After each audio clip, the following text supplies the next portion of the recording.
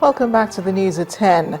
It appears the Nigerian military has begun to record more successes in their renewed onslaught against the Boko Haram insurgents. The defense headquarters has announced the retaking of Monguno, Mate and other communities in Borno State.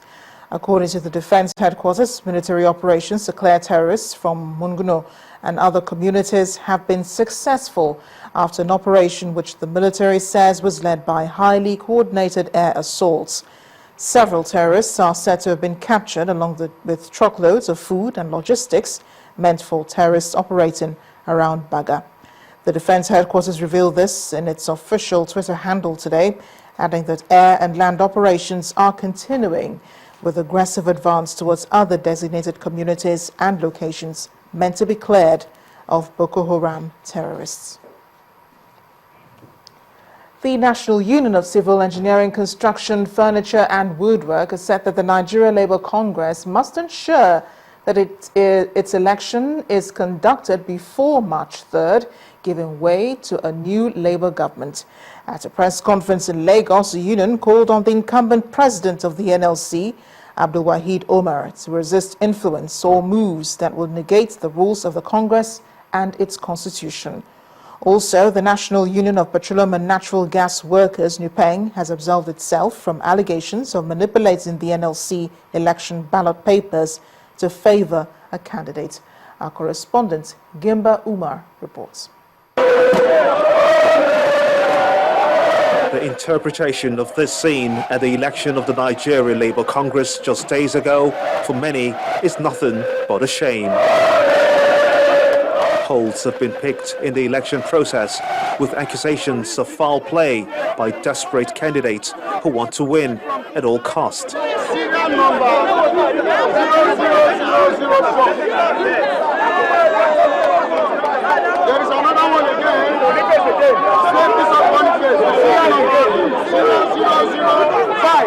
Briefing the press in this room is the Union of Petroleum and Natural Gas Workers, headed by its General Secretary, who formed the Credential Committee of the election. They refute allegations of being responsible for the manipulated ballot papers. This allegation, to say the least, is not only false and baseless, it is most uncharitable and is the figment of Comrade Ayuba's imagination. The wicked blackmail to score cheap political points, to distract attention from his desperation to become the president of Nigeria Labour Congress at all cost. While the blame game continues, another sub-union, the Union of Engineers and Woodworkers, are quick to warn that the NLC election date and transition period must be sacrosanct. The incumbent president must ensure that such is not recorded. And if peradventure by pressure or otherwise, we had a similar case in our sitting, I think for the remaining moment of his office, he should ensure that he resists negative influence that will push to violation of the Constitution. Even as a presiding officer of Congress, he must remain unbiased. And that we think, we urge him, that for the remaining days in office, he should ensure that he live up to his protection in order that he will have a successful exit. The result of the NLC election has dented the image of the union. One thing remains clear, though, that Nigerians await its National Executive Council meeting on Wednesday to decide where the pendulum swings. Gimba Umar, Channels Television News. In continuation of its capacity building workshops for secondary school teachers in the Niger Delta region, the Niger Delta Development Commission, the NDDC, has opened a 2-day workshop on information communications technology in Port Harcourt. Addressing the participants, a representative of Rivers State on the NDDC board, Chief Ephraim Etete Owo, said the workshop was one way the interventionist agency was contributing to the human capital development of the people of the Niger Delta. He said he was satisfied with the way the training had been spread across the local governments of the 9 states of the region, and urged the teachers to take the training seriously in order to be able to transfer their wealth of knowledge to their students. It's the second batch of training for 150 teachers drawn from Rivers, Bayelsa and Imo states, taking place in Port Harcourt, the River State capital. The NDDC had earlier organized a similar training of the first batch of 150 teachers from Akwa Ibom, Cross River and Abia states. To be sure that At this session, the River State representative on the board of the NDDC, Chief Pt.3, addressed the participants and emphasized the importance of building the capacity of teachers in ICT. When we talk about development, we are not just talking about road construction alone, housing as we build, but today we are also talking about human development. And that is what we are trying to do today. In other words, what we are doing right now is training the teachers who will further train other people. Train the trainers kind of workshop. That is what we are doing. And so the thing is not going to terminate and end with you as we take this thing today. That is why it is centered on teachers. It's the computer age, and the NDDC Director of Education, Health and Social Services, Dr. Solomon Ita, advises the teachers to take advantage of the program to equip themselves, in addition to the training they're receiving through the annual Foreign Postgraduate Scholarship Program.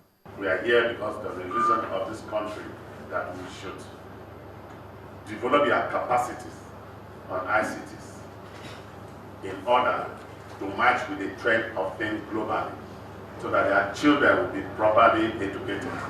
A paper presented by Professor Oliver Oswago of the Imo State University highlights the challenges affecting secondary education in Nigeria.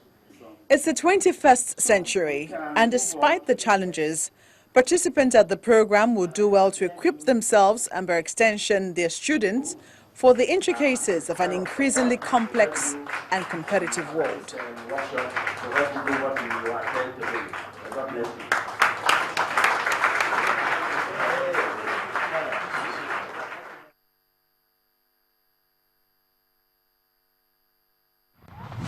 First Bank. You first.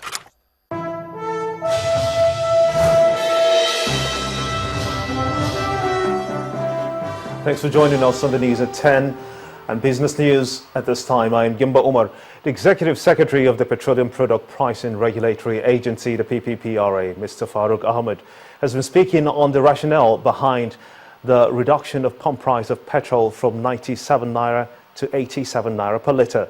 According to him, the market had gone into over-recovery to a point that the federal government no longer paid subsidy.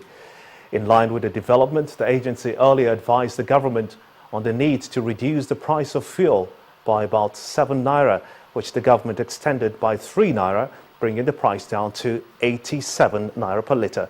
He adds that even though the market is beginning to recover, it is still within the borders of the subsidy being paid by the government. As such, there is no cause for alarm if the price will be adjusted to 97 naira again. The Executive Secretary was speaking after a tour of the filling stations in the Federal Capital Territory to monitor the compliance rate. But while as most investors resumed the week on a wary note, stockbrokers at the Nigerian equities market are not expecting a turnaround in equities performances. This may be owing to a lack of any information that will help drive bargain hunting. Our correspondent Temple Asaju reports. Stockbrokers are not smiling to the markets anymore. The reason is the sell pressure that is outweighing the buy sentiments on stocks. When an account holder sells, he tells you to sell everything in my account, and without giving you a corresponding order, buy XYZ. You see, it's a dangerous event or trend in the market. The bears are in the market for three main reasons: the rescheduled elections, the decline in crude oil price, and the current exchange rate. These factors have allowed capital flight through outright sale of shares and conversion to US dollars, a move that has increased demand for the greenback. The CBN governor met with market operators last week to allay fears, but the meeting did not ease the tension.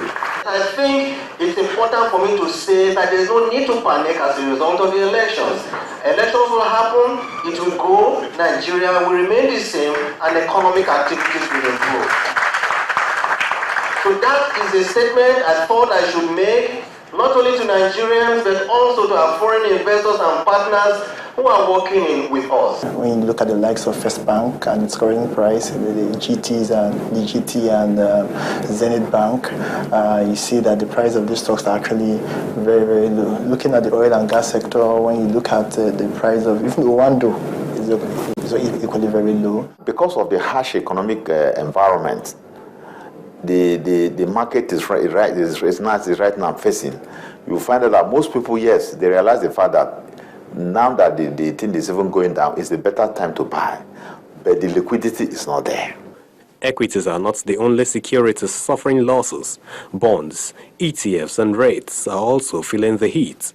Stocks are near liquid assets that feed on information, but once this information is unfavorable for the market, all that can happen to prices is for them to go red. From the Nigerian stock markets, Temple Ashaju Channels Television News. And for the closing figures from the Nigeria Stock Exchange today, here is Emana Ambrose Amawe with details.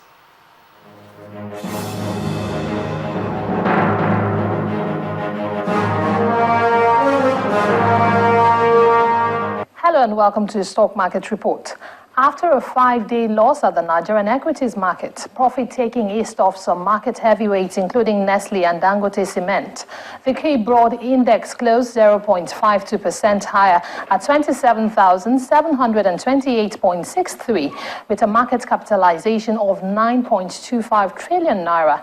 Despite the gain, market breadth closed negative as there was only 20 price gainers. Nestle and Dangote Cement were also among the top 5 price gainers for the day, adding 7 naira 25 kobo and 2 naira 9 kobo respectively. On the flip side, there were 26 laggards led by CAP, Better Glass and Flour Mills of Nigeria PLC. Banking stocks contributed the most to the day's total turnover, and the top 3 were FCMB, Guaranteed Trust Bank and UBA. When stocks crossed the finish line, investors in 3,776 deals exchanged 316.51 million shares for 2.82 billion naira. That's it on Stock Market Report. I'm Emana Ambrose Amawe.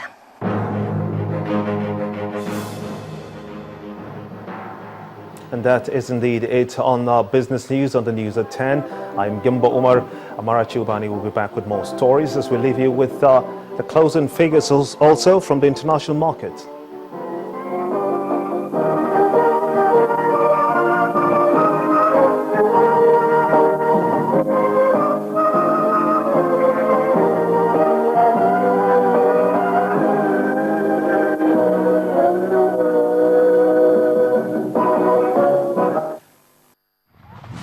First Bank.